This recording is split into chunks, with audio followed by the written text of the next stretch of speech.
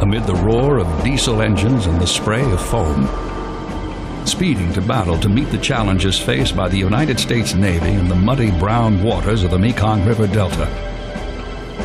The PBR, or Patrol Boat River, became the backbone of U.S. naval forces on Vietnam's inland waterways.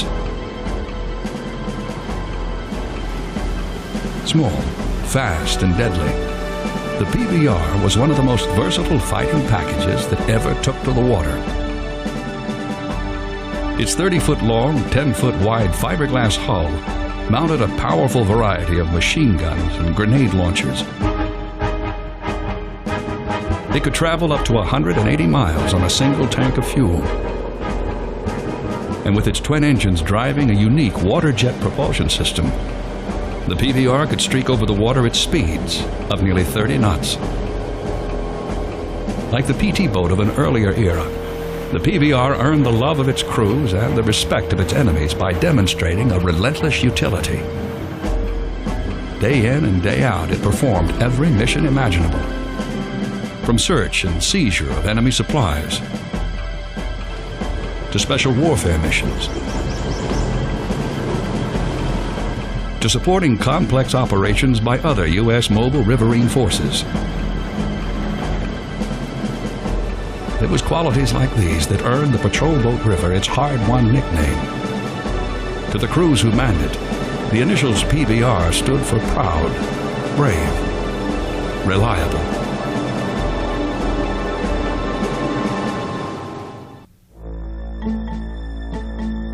One of the most important missions undertaken by the U.S. military in Vietnam was stemming the tide of enemy arms and supplies that flowed into the country. At the beginning of America's direct involvement in the conflict during the mid-1960s, the main concern of the U.S. High Command was infiltration in the coastal areas of South Vietnam. The president had already committed himself to assist the people of South Vietnam, so he sent General Westmoreland out there as the ground commander, and he discovered that most of the infiltration was coming from the sea. And he turned to the Navy, and the Navy came up with this Operation Market Time, which was a coastal surveillance force. Beginning in 1965 with 2 Navy destroyers, Operation Market Time used a wide variety of vessels and aircraft. But Market Time's greatest success was centered around 17 Coast Guard cutters and 100 aluminum-hulled swift boats that patrolled the coastal waters and river mouths, stopped and searched thousands of suspect vessels, and effectively strangled the flow of arms into the country by sea. But somehow, munitions were still getting into South Vietnam. The Market Time had done such a good job on slowing down infiltration from the sea that Westmoreland said it must be coming in somewhere else. They ascertained from intelligence that it was coming down the Ho Chi Minh Trail into Cambodia and then into Vietnam through the Delta. So naturally he turned to the Navy and said, do something about the Delta. Spreading over 75,000 square miles, crisscrossed by hundreds of tributaries and canals, the fertile Mekong River Delta south of Saigon was the heart of South Vietnam's food production, as well as a major population center. Because of its central role in the life and economy of South Vietnam, control of the Delta was vital for both sides during the war. The strategic importance of the Mekong Delta arose from the fact that it was and still is the rice bowl of South Vietnam. And the people in the Delta produced rice and other crops. So from a point of view of living in Vietnam, that Mekong Delta was terribly important. But in addition, the Mekong itself is a trade route. It's actually about 2,700 miles long. It goes up into Cambodia and to several other countries. Roads in the Delta were few, making land-based military operations nearly impossible. Everything and everyone traveled by water, with traffic ranging from family-owned sampans to large commercial shipping and barges. Faced with a totally new combat environment, the Navy was forced to devise new tactics and to adapt its hardware to the demands of the shallow waters of the Mekong. But the existing patrol boats were encumbered by size, deep draft hulls, and especially their propellers and rudders, which were vulnerable to damage in shallow waters. The Navy's existing fleet was clearly not suited to navigate the knee-deep canals and twisting channels in which they were expected to operate. To meet this need, the U.S. Navy distributed specifications to contractors in 1964, inviting them to submit plans for review.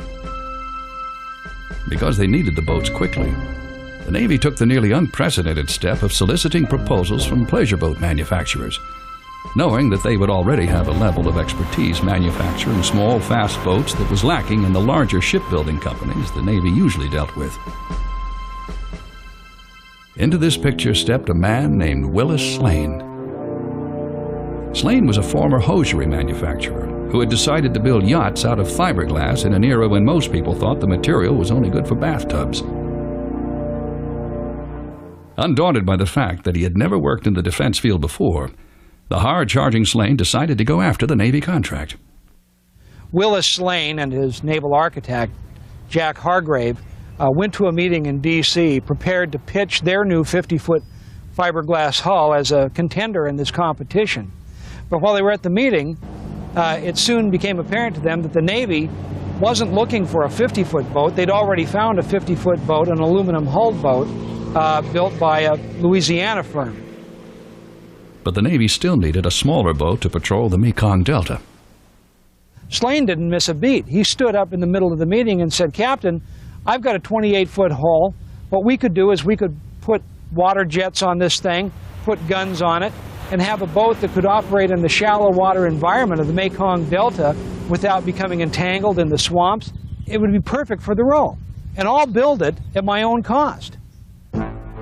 When asked by the Navy to produce plans for such a boat, Slane said, "I haven't got time for that paperwork stuff. I'll build the damn thing, and then you can come down next week and ride in it." True to his word, the prototype was built and ready for testing in 7 days. When the Navy came down a couple days later, they found a revolutionary craft in the water in Morehead City, North Carolina. This was a 28-foot boat, water jet propelled. It could do 33 knots, 3 knots faster than the original Navy specification. The prototype's speed was only one of its impressive features. Unlike a normal vessel's rudder and propellers, the PBR's directional water jet pumps did not project below the line of its hull. As a result of this ingenious innovation and the design and weight of the light yet durable fiberglass hull, a fully loaded PBR showed a phenomenal improvement over similar craft considered for shallow riverine duty by extending as little as 9 inches below the water. The water jets also had another advantage. They gave the boat unprecedented maneuverability. Steered by cables that rotated the water jet's nozzles right or left, the PBR prototype could outturn any boat in the Navy's fleet. In addition, to put the boat in reverse, a simple U-gate slipped over the nozzle, sending the flow of water back 180 degrees.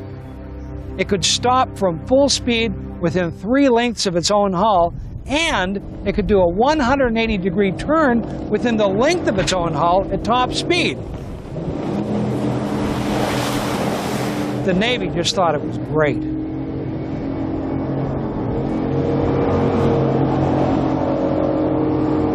Almost immediately, the Navy purchased Slane's prototype for additional testing and evaluation.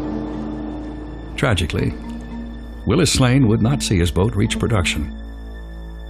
Barely a week later, at the age of 44, he died of a heart attack. But Slane's dream of creating a new river patrol boat for the United States Navy had been fulfilled. And less than a year later, it would receive its first test in combat.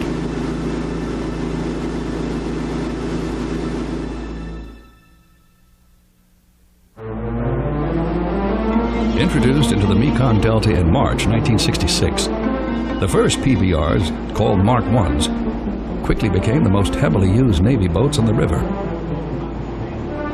They were part of an operation called Game Warden, a continuing effort by the U.S. Navy to cut off the flow of supplies transported by the Viet Cong on the waterways of South Vietnam. Internally, these first PBRs were similar to Willis Lane's prototype, but externally, several improvements and additions had been made by the Navy and the boat's prime contractor, United Boat Building of Bellingham, Washington. Most noticeable was the formidable array of guns that now armed the PBR. The first PBR Mark I had a twin 50 caliber mount forward. It had a single mount M60 machine gun, which used 7.62 NATO ammunition. And amidships, we had a configuration where we could put a machine gun or a Mark 18 grenade launcher. Light ceramic armor, capable of stopping bullets of up to 30 caliber, surrounded the helmsman and weapon stations, giving the crew some protection. Another important part of the PBR's new equipment was the electronics package. We had a Raytheon 1600 radar, which was a radar that fishermen used, and it was very effective at short range. It was all you needed for in the Delta. And then we used 2 UHF radios. The radar, mounted in a prominent plastic dome above the steering station, was sensitive enough to detect even small irregularities in the water's surface. This was crucial at night if a high-speed run became necessary. 2 separate radios permitted simultaneous air, river, ground communications in combat situations. Yet as sophisticated as these little boats had become, the heart of a PBR was its most basic component, its 4-man crew. Most of these sailors grew to love their boats, and they knew them from stem to stern. They were attracted to PBRs by the lure of action and the quick opportunities for command they gave young petty officers, who would have had to wait for years for the same chance on a larger craft. The choice of petty officers wasn't limited to those with boat handling experience. They could be of many different types or ratings. It was all a volunteer force, and we needed, for the boat crew, we needed a first-class petty officer as the boat captain. So it didn't make any difference what kind of petty officer he was. He could be an aviation rate, an engineering rate, or a boatswain mate. We just wanted him to be a strong first-class petty officer. The remaining crew contained an engineman, a gunner's mate, and a seaman. But during combat, everyone except the captain driving the boat handled a gun. And the thorough cross-training the crew received guaranteed that the loss of any one member would not disable the boat in combat. You had to be really tight and know exactly what the boat would do and how to handle each item on the boat. The teamwork that you got involved with and the bonding between yourself and the boat and the other members of the crew was just unbelievable. I'd come off an aircraft carrier with 5,000 guys on it. I thought I was part of the crew. When I went onto this boat, I knew I was part of a team.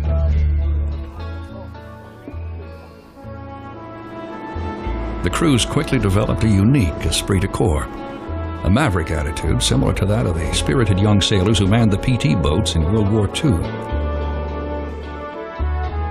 It was a quality symbolized by the black berets worn by the PBR crewmen as part of the uniform. On patrol, the PBRs were used in groups of 2. This ensured that one boat would always be available to cover the other during search procedures. My cover boat was always there to pull me out of trouble. I knew they knew their job, that they were one with their boat also. I had never had a moment where I worried where my cover boat was and what it was doing. I always knew that that team was back there backing us up 100%. Checking the endless river traffic for illegal cargo, crewmen on patrol duty found life aboard a PBR alternated between hours of endless tedium and brief moments of shattering violence.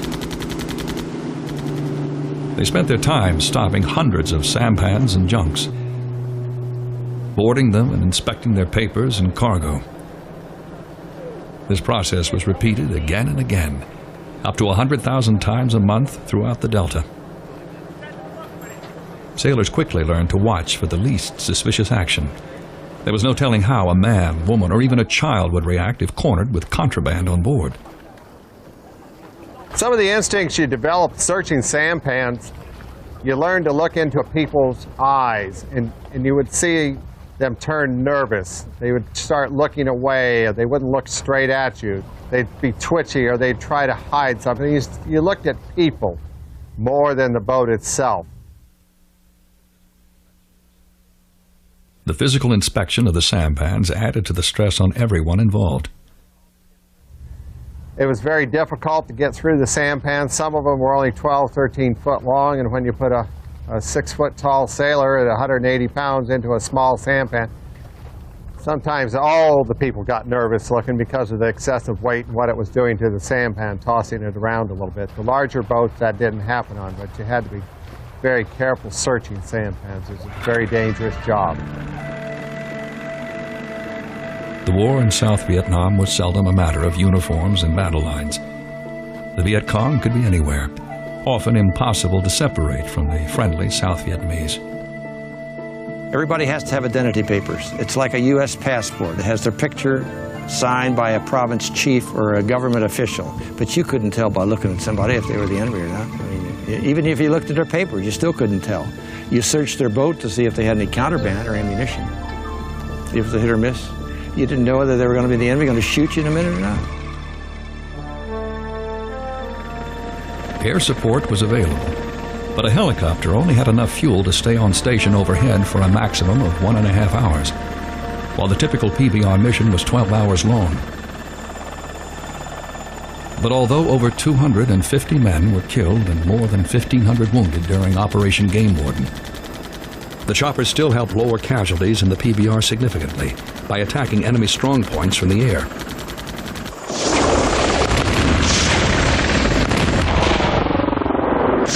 I was there 15 months, and during the 15 months, I hate to say this, I lost 21 helicopters. That's not too good. But those helicopters saved an awful lot of lives in the boats. If it wasn't for the helicopters, we'd have lost probably 3 times the crewmen that we did.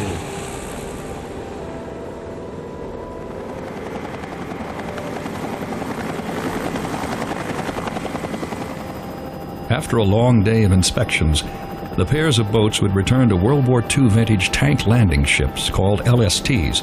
They were brought out of storage to serve as floating home bases for the PBRs. Later in the war, shore bases were cut out of the jungle to replace the LSTs. You got to remember, you don't have any mess hall that you would have back in the States, and you don't have hot and cold showers, so you're practically living off the land on some of these bases. During the course of these early operations, the crews learned to appreciate the impressive combat performance of the Mark I's. But they saw that improvements could still be made. Their commanders listened to their suggestions. The result was the second generation of river patrol boats, contracted in March of 1967. The now classic Mark IIs.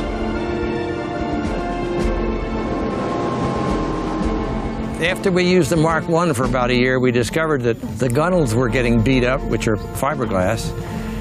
And so we wanted the new boat to have aluminum gunnels, which they did. The twin 50 caliber machine gun forward gave us a little bit of trouble electric-wise, and there was too much armor around it because the poor gunner couldn't see. So we said restrict the armor, increase the electricity so it's a better firing gun.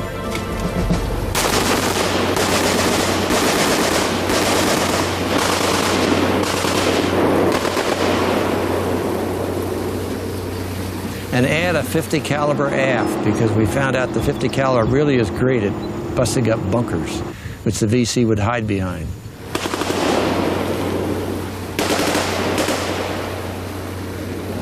The pumps were giving us a little trouble with corrosion, so we had them change the metal content, and that made that pump better. One of the greatest threats to the PBRs were enemy rockets called B-40s. Many Mark I's were sunk by B-40s in locations too dangerous for salvage operations. This problem was also addressed in the new Mark IIs. One of the most important things we added was flotation gear. And we found out that they could make blocks of flotation gear and put them in the Mark IIs, and you could put about 3 B-40 holes in it and they'd still float. And we asked them if they could fit the Mark I's the same way, and they sent us blocks of this flotation gear, and we were able to help the Mark I the same way.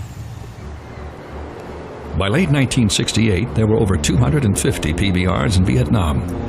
Most were Mark IIs that were being used in the Mekong Delta as part of Operation Game Warden. But while the PBRs and their crews were working extremely well, the tactics they used were not. Somehow the Viet Cong were still getting the supplies they needed to carry on the war. If the PBR was going to be a truly effective part of the naval war effort, it would need help in achieving its goal.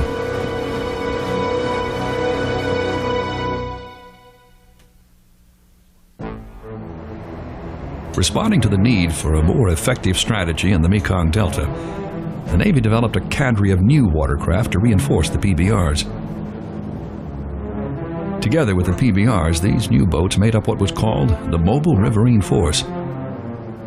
The crews who manned the force had another name for it. They dubbed it the Brown Water Navy. When the new boats first came into use in early 1967, the Navy chose not to integrate them with the PBRs. The heavier units of the Mobile Riverine Force operated separately to drive the enemy from parts of the Delta, while the PBRs continued their work stemming the flow of arms to the Viet Cong. The so-called monitors were the spearhead of the new group. Converted from standard-issue amphibious landing craft, they sat low in the water, leaving their various enclosed gun mounts as the primary feature of an ominous silhouette. The mix of weapons carried by the monitors varied, but the most powerful punch was usually provided by a 40mm cannon in a front mount. A few late versions of the monitor included a flamethrower, used to destroy earthen bunkers dug into the riverbanks, which normal machine gun fire could not penetrate. But an even more effective weapon proved to be a water cannon, which flooded bunkers and subterranean passages to a point where they were no longer inhabitable. In addition to the heavily armed monitors, other converted landing craft were employed as command boats.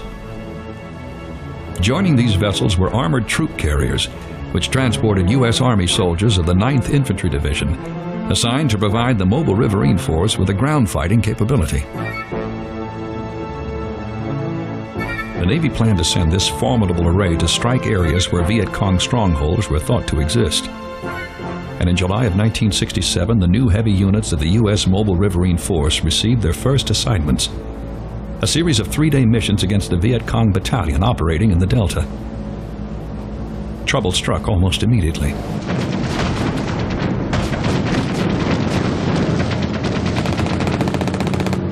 As the first troop carriers pulled to shore to land their men, they were met by a devastating barrage of enemy fire. 7 sailors and 4 soldiers were quickly wounded, and before long a Viet Cong rocket slammed into the conning tower of a heavily armed monitor, killing its captain. As battles ebbed and flowed over several days, the operations commanders realized that they needed additional help. The call went out for the PBRs, and they joined the operation, helping to seal off the area with 50 caliber machine gun fire and preventing enemy movement along or across the local waterways.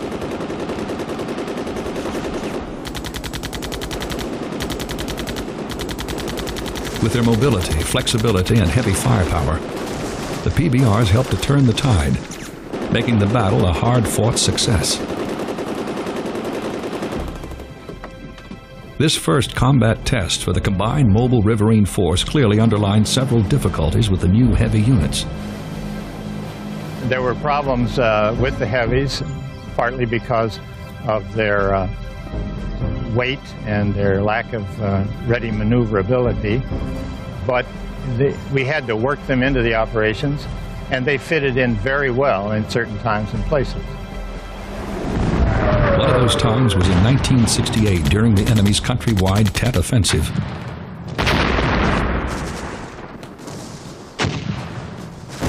It was during Tet that the heavy Mobile Riverine Force proved its worth, when it, along with the PBRs, made significant contributions, even helping to save some of the largest cities in the Delta from enemy capture.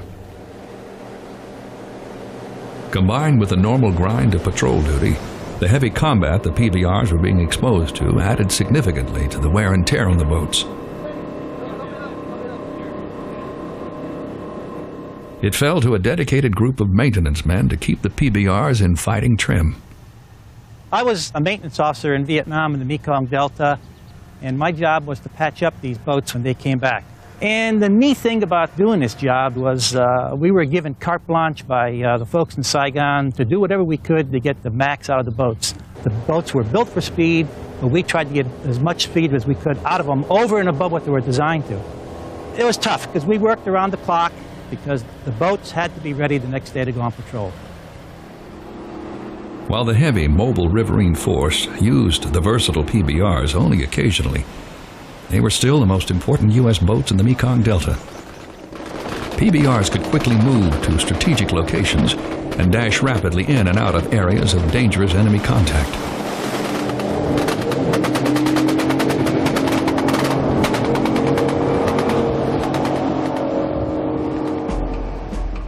They also undertook specialized jobs like the insertion and extraction of Navy SEAL commando teams. These missions demanded the utmost skill and bravery on the part of everyone involved.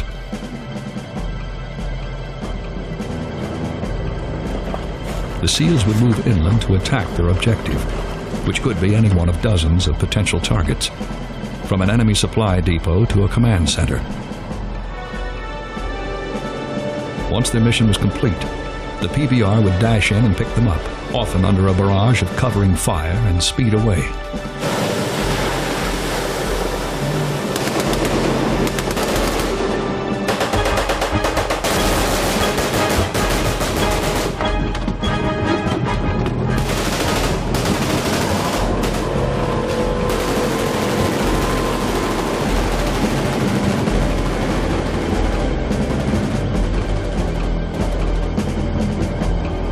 Some of the most important and dramatic missions performed by the PBRs were in non-combat situations.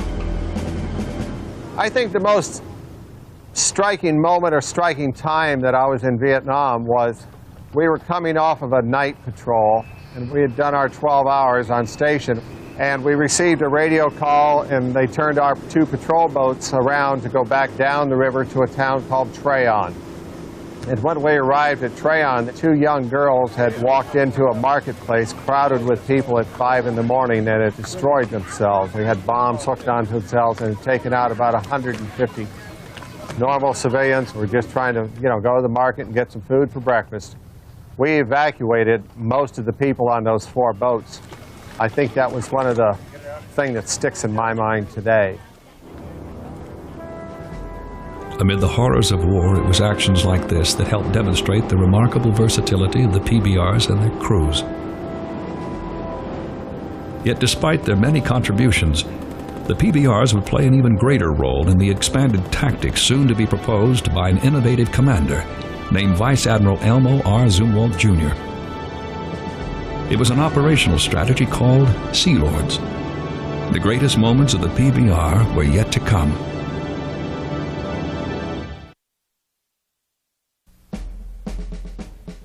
In October of 1968, Vice Admiral Elmo Zumwalt arrived in South Vietnam to take control of all U.S. naval forces.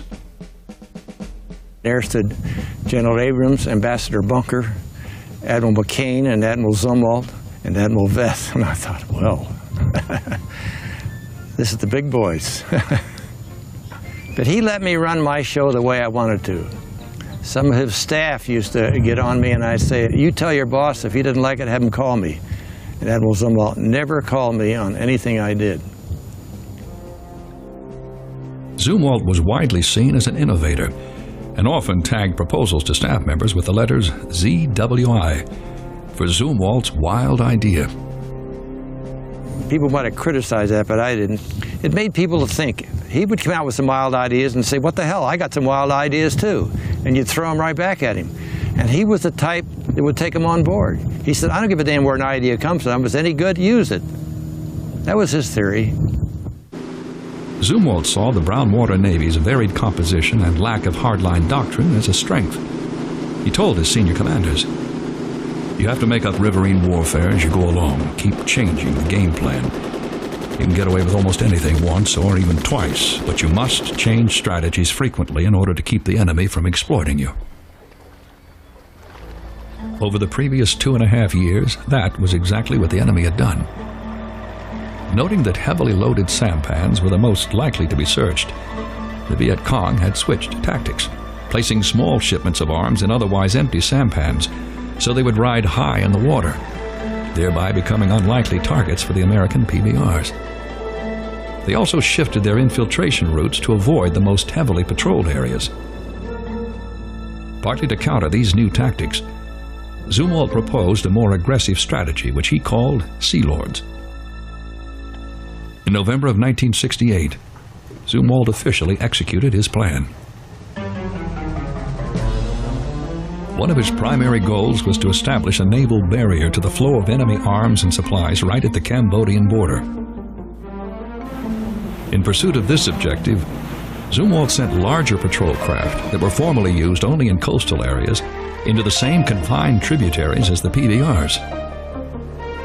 The PBRs, in turn, were moved into even smaller rivers and canals that had previously been beyond the scope of their operations. I think the biggest thing was when they took us off the rivers and put us into the canals. That was the shock.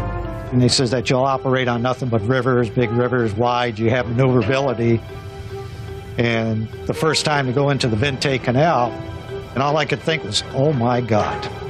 You could only go straight like an arrow. You know, you went one way or the other way, but there was no way, you know, to pull away from the bank and head out the deep waters. There was no deep waters. The resourcefulness of the PBR crews in carrying out Zumwalt's strategy helped make Sea Lords a resounding success. In fact, General Creighton Abrams, the commander of American forces in Vietnam, credited Sea Lords with declining Viet Cong activity in the Mekong Delta and a lower number of U.S. casualties overall. Among the PBRs and their crews, however, casualties were up as contact with the enemy increased. But more combat wasn't the only challenge faced by the PBRs. As Zumwalt's strategy progressed, naval planners realized that the Viet Cong were changing their supply routes to avoid the U.S. naval blockade at the Cambodian border. Instead of coming directly down the Mekong, the flow of supplies now entered west of Saigon, through a region of Cambodia jutting into Vietnam called the Parrot's Beak. If you look at a map, there's two rivers that parallel that beak, is the Vam Co Tay and the Vam Co Tom, and it aims right for Saigon. Well, you recall the 68 Tet, they discovered all the BC were right around Saigon, and how did they get there with all the ammunition? Well, so somebody said, well, maybe that's where it came down that river. To combat this shift in the enemy's methods, Price, then a captain in the U.S. Navy, created a flexible river assault division in late 1968, with 30 PBRs at its core. And so this operation on the Parrot's Beak was going to be called Operation Giant Slingshot. I needed extra boats, so I asked Admiral Zumwalt to give me some PCFs, which were patrol craft fast, the swift boats, in the Marketing operation. So I got those boats, plus I got 40 PBRs from the Mobile Riverine Force. That gave me 100 boats. So with that, I used 2 helicopter fire teams. So that gave me 4 helicopters, 100 boats, 2 SEAL platoons, and on the 6th of December, '68, we started off. Well, we got into more firefights in the first day, so we knew that the VC were along that river, but we didn't know what they were doing. In an effort to gain the upper hand, the PBR crews devised a tactic they called waterborne guard post. While passing through an area traveled heavily by the enemy, one boat would cut its engines and quietly drift to shore, as the second PBR gradually increased its speed. The effect heard in the distance sounded like 2 PBRs leaving the area. The remaining boat then waited to attack any unsuspecting Viet Cong who were deceived by the ploy. Price also used Army troops to complement the riverine units under his command. After about a week and a half, we called in the U.S. Army, who had a battalion up there to sweep some of the banks. And lo and behold, they found 50-gallon drums buried along the banks full of ammunition. The first month, we must have got 100 tons of ammunition out of those rivers. And that's what they would have used for their Tet of '69, if there had been one. I'm convinced. Eventually, the commanders of Sea Lords decided to expand their area of operations even further. And the PBRs, with their light, sturdy fiberglass hulls, were the spearhead of this new effort. The bridge had been destroyed north of Saigon into one of the main rivers. And so they wanted to search the river beyond the bridge. Well, how are you going to get boats beyond the bridge if you can't get under the bridge? Try a helicopter. So they flew it down to Bentui, and we hooked it onto the PBR to see if it could lift it. My God, it did. It pulled it right up in the air. A lot of stuff fell out of the boat, but we knew it was practical. So my answer was, yeah, we can airlift these boats into that river above the bridge if you can provide them logistic support. In June 1969, choppers carried 6 PBRs and their crews beyond the wrecked bridge.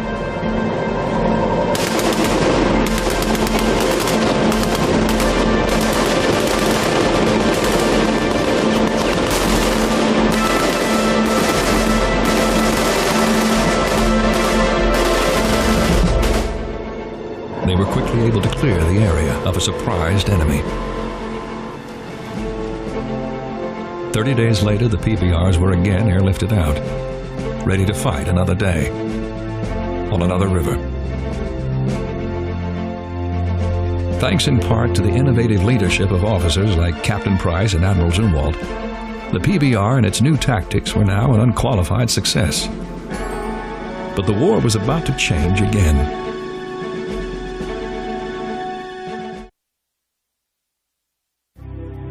Small and light, the PBRs with their fiberglass hulls were almost flimsy in appearance. But time and again, they had proven themselves to be anything but soft. They took surprising amounts of damage, and with the ingenuity of resourceful maintenance crews, survived to fight again.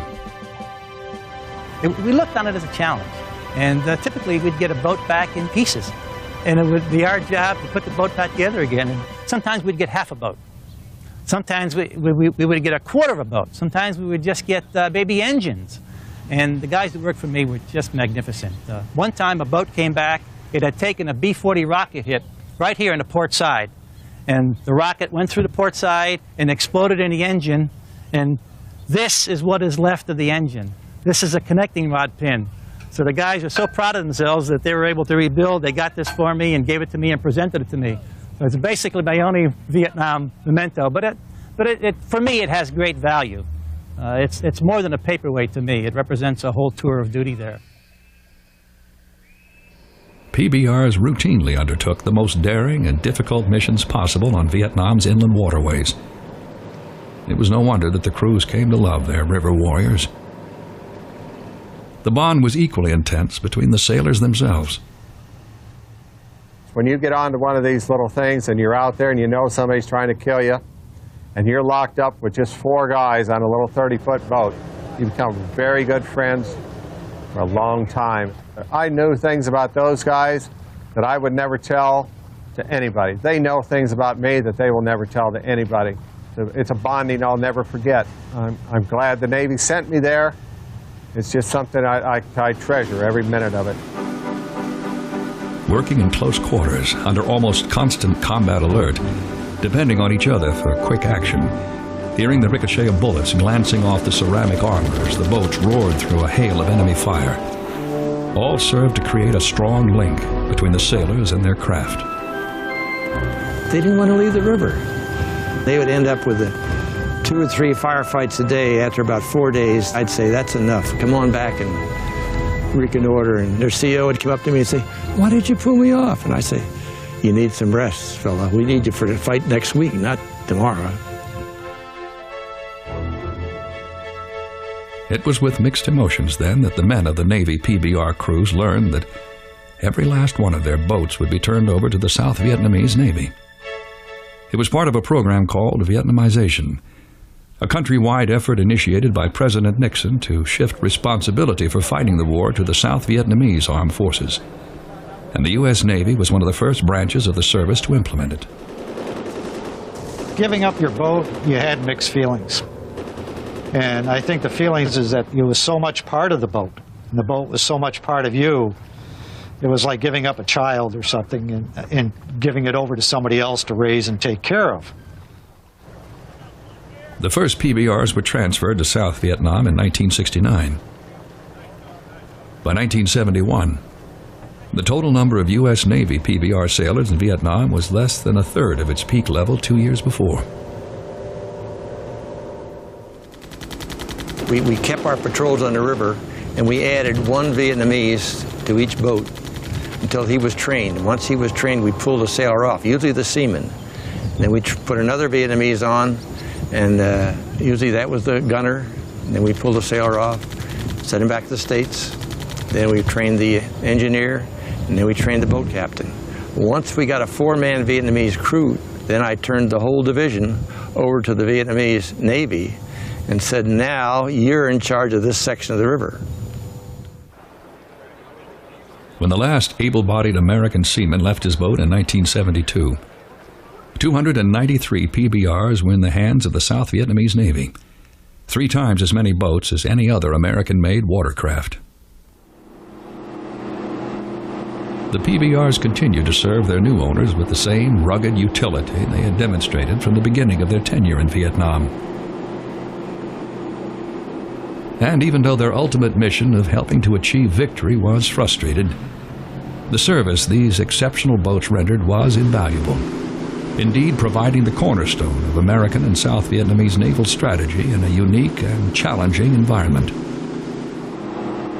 In succeeding decades, the PBRs continued to play a significant, though smaller, role in the U.S. Navy. And modern versions of the boats were still on active duty in the 1990s. Nearly a generation after Willis Slane's revolutionary prototype first took to the water.